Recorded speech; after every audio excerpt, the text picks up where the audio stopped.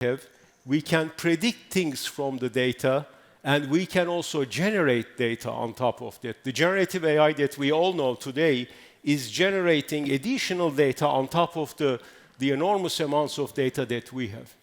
So this is almost a paradigm shifting in terms of digital transformation. So all these layers are now established. In addition, what we have done is we have also, in addition to AI, we have established virtual worlds. We are in the process for it at the moment. That gives us immersive and also interactivity as human beings. We normally actually live in a three-dimensional world, and we always interact. And we are in an immersive environment. So with the virtual worlds, we are trying to create that in addition to the intelligence that we have coming from the AI side. So these two are actually extremely powerful, which was the title of this talk, in fact, AI-powered virtual worlds. So moving forward, we are looking at almost a digital ecosystem, which is going to be intelligent, which is going to be immersive, and which is also going to be, I will add one more to the slide, interactive. So these are very much actually human-like features. So what do we do with all these technologies? If you think about it, these give us capabilities. It's a very strong, a robust array of capabilities that we have built over the last 30 years through these technologies. Now, how do we anchor these technologies? How do we anchor these capabilities?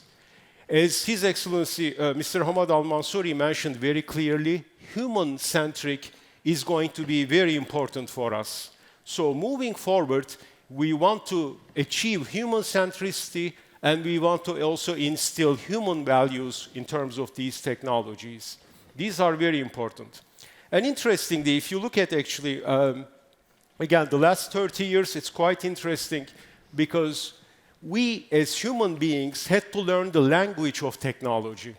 And we struggled along the way also. I'm going to call it, for the lack of a better word, the bureaucracy of technology almost. It's the digital red tape that we had. I think those who are technical would understand even better this term, because we had to learn the language of computer, we had cryptic commands, we had all these manuals that we had to dig into, so we had this bureaucracy of technology. But hopefully we are going into a zero bureaucracy also in terms of technology, because these struggles hopefully will be over. We're shifting almost the paradigm, and we will now have technology learning our language. And this is already happening as we speak. So today, AI talks just like us. We can talk to AI, AI will talk back to us. We can type things in our natural language, and AI will respond to us in our natural language. This is very different from the past, actually. This is why all these 3 decades of transformation is having almost a detour, and the technology is approaching to human beings rather than human beings approaching to or converging to technology. So this is, I think, one of the major paradigm shifts that we have. In addition, as I mentioned, since we, as human beings, our experiences are by default almost in the physical world, it's all immersive and interactive. We're now in a position with the technologies that we have at hand to create virtual worlds where we can also imitate this interaction, interactivity, and also immersiveness. That's an enormous potential. So if we can put these two together, the intelligence that's coming from the AI and the immersive and the interactive aspects of virtual worlds, we're going actually into a new direction now. And it's very exciting. This is what we were thinking when we launched the global initiative last year with our partners, ITU, International Telecommunication Union, and also United Nations International Computing Center, UNICC. So that's where we stand today. And His Excellency again mentioned human centricity and human first. So we have all these incredible technologies, capabilities that we built over time. How do we deploy them? Where do we deploy these technologies? The best thing I think that we can do is to solve what opportunities do we have? We have an enormous opportunity, a staggering opportunity to solve the challenges of humanity today. So as, again, His Excellency said, let's not do technology for the sake of technology. It's all about human beings. Let's solve the challenges that we have today. We have probably a long list of challenges, but I'm just going to highlight some of them. Let's think about on the social side, the opportunities that we have. What's one of the trends that we see all over the world? It's the aging problem that we have. In most countries, actually, there's an aging population. Why? And retired people, elderly people are sitting at home and kind of isolated from each other. Can we create a virtual space where they can interact with each other? They can talk to each other. They can start this interaction again instead of being isolated. That would be actually very helpful to them. Or they have acquired knowledge and wisdom over the years through their careers. Can we somehow find ways in the virtual worlds so they can contribute their knowledge, their information to companies or to other individuals? They can volunteer even to do some of those things. This is just one example. And then if you look at on the revolutionizing public services, let's take education as an example. I have been through the education system only by reading textbooks.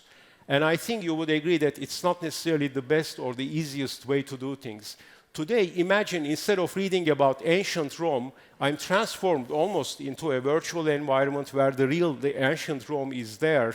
I can walk on the streets, I can go through the alleys, I can meet people from the ancient Rome, and it would much better actually be understandable from my perspective, instead of reading it as a text from the textbook.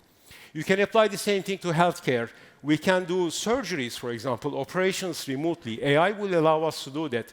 The doctor might be sitting in Latin America, the patient might be in Asia. You can do the surgery remotely. We're all in the same virtual environment. So these are some e-participation. I know we are running out of time, so I'm not going to spend more on the examples, but there's so much that we can do on the social. And then if you look at economy, virtual tourism, a huge potential. I think all of you know, I won't go to details, but we can create a sector almost out of virtual tourism. And then we look at industrial metaverse, which is picking up in a big way in so many countries. That's another potential. Unemployment is a major issue in several countries today. Can we find job seekers? Can we actually have job seekers participate in virtual career fairs so they can find employment? The jobs are there, the seekers are there. Why can't AI match them? Why can't we help their issue, the real issue that they have today? So these are all possible actually through AI and virtual worlds combination. And then on the environment side, I won't say much on the climate change because there is so much out there and all of you are actually familiar with those things. But I'm going to spend maybe a minute on this resilience, city resilience, and also disaster preparedness. Imagine if we can have a digital twin of the city and we can simulate a disaster, a potential disaster. Hopefully it shouldn't happen and it won't happen, but we can simulate a disaster and understand the repercussions of it, the implications of it. And by simulating it, we would also determine how we should react to it, how not the government officials only, but also the people, the public would react to it. We can train them in the virtual environment. We can show them the repercussions, and we can educate them so they would be ready for such disasters. And we can have scenarios for flooding, for wildfires, you name it. So these are actually today possible through these technologies. With that, I'm going to hand over to Christina to take us. I've highlighted some opportunities, but it's not only opportunities that we need to look at. We also have challenges that come with it. Yes, indeed. Actually, with every new technologies, there are a series of challenges that we have to face as human beings, as representatives also of institutions, or whether business sector has to face.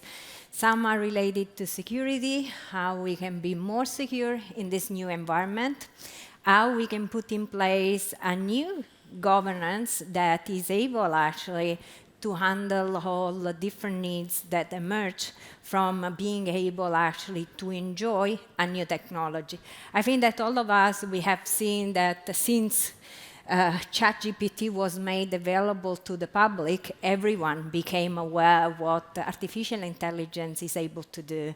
And when we will be able to enjoy immersive intelligence environments or ecosystem, that will be even one additional challenge added to the ecosystem.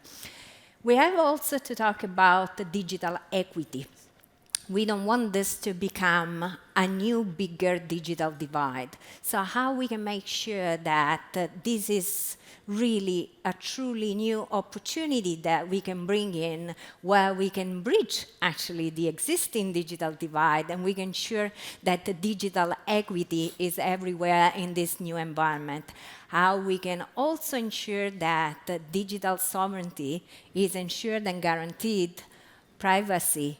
What are the considerations from the ethic perspective that needs to be taken into consideration, whether you are a policymaker, whether you are a representative from a city, whether you are a business representative? There is really an intrinsic component related to ethics that must be taken into consideration when we have to build new environments. And how do we ensure that all these environments are able to interact with each other with an interoperable manner? So that's where we need to ensure that interoperability, security, are taken into consideration from the beginning. So from the design perspective, rather than phasing and correcting or improving existing systems.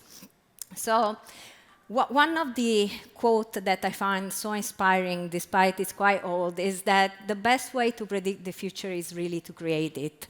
Because that's really our opportunity to make sure that what we will build for our kids, for new generation, is something that we really want. It's the future we want that we have to build. And therefore, we need to make an effort, and we have to do it. And it is really with great pride that I'm really honored to be part of the team that is working behind a new initiative that the ITU, UNICC, and Digital Dubai launched actually on virtual worlds and AI, discovering the Citiverse. But this is not an initiative of this free organization. We are putting all our efforts. It's really all our good intentions, but we need more. We need your expertise. We need your leadership. We need your vision.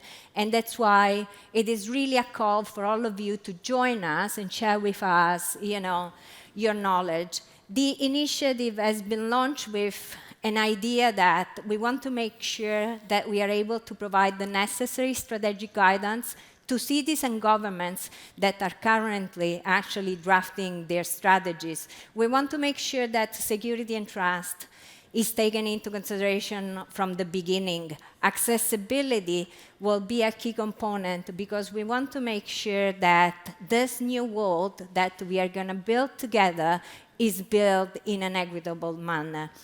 We have also made sure that as part of this initiative, we take into consideration that new technologies will be made available, or more and more in the next few years, that will be made available to everyone. So if we look, for example, at quantum computing, that is one of the technologies that may seem far to us, but in a few years, it will be maybe something that we will have to deal with, and how quantum computing can have an impact from a city perspective, from a government perspective, how can boost services.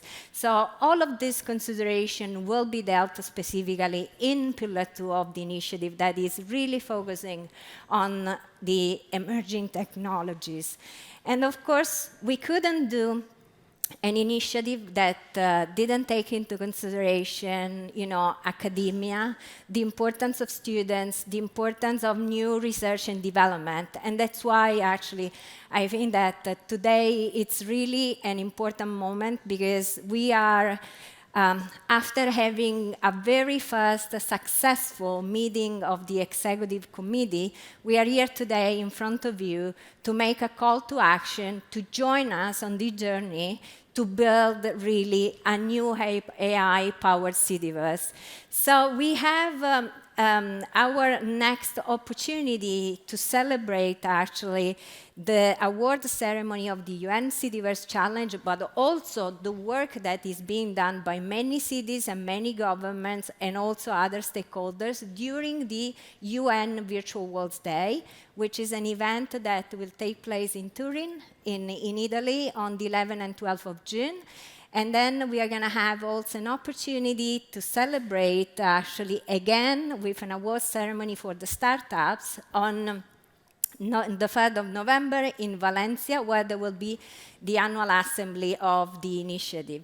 So today, it's really an important moment where we try to bridge, actually, really the gap between, the different stakeholders and invite students, invite startups, but invite also all of you to be the ambassadors of this initiative, to promote it and to involve, actually, and encourage the participation of students and startups in this first Citiverse challenge. That's really an opportunity, not only because it is a new field, but because this is really also a challenge for us to see how the results of the challenge can be tested by some of the cities that are part of the initiative.